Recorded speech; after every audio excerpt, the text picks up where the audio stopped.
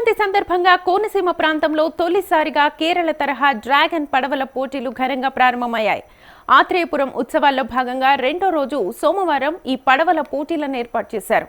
ఈ పోటీలను Kothapeta MLA Bandaru Satyananda Rao, RTO Srikar జెండా ఊపి అధికారికంగా ప్రారంభించారు.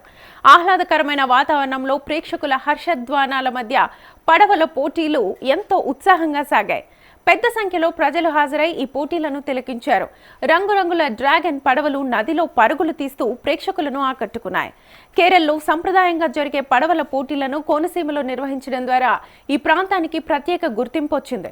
భవిష్యత్తులో కోనసీమను కూడా కేరళ తరహాలో పర్యాటక కేంద్రంగా అభివృద్ధి చేసే అవకాశాలు ఉన్నాయని ఎమ్మెల్యే బండారు సత్యానందరావు అన్నారు. డ్రాగన్ పడవల పోటీల వల్ల కోనసీమ అందాలు రాష్ట్రంతో పాటు దేశవ్యాప్తంగా తెలిసే అవకాశం ఉందని అన్నారు. ఈ తరహా కార్యక్రమాలు పర్యాటకులను ఆకర్షించి స్థానికులకు ఉపాధి అవకాశాలు కల్పిస్తాయన్నారు. డ్రాగన్ పడవల పోటీల ద్వారా కోనసీమ వైభవం విశ్వవ్యాప్తంగా ప్రచారం పొందుతుందని ఆయన ఆశాభావం వ్యక్తం చేశారు.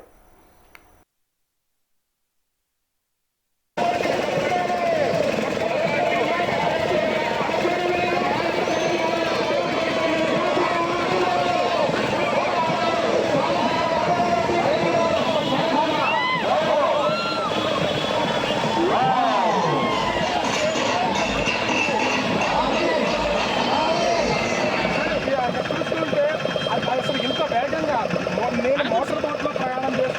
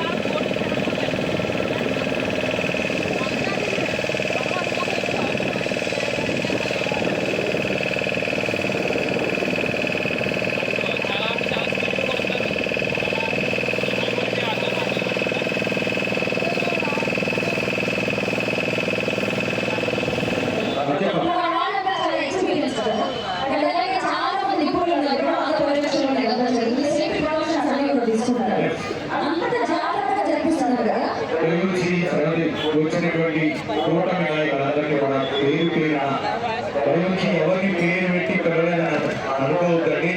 ఇది మెయిన్ నేషనల్ లెవెల్ కాబట్టి నాయకులు ఎక్కువ ఉండడం వల్ల ఎవరి పేరుని మేము చదవట్లేదు. సమయాభావాన్ని మెయిన్ ఈవెంట్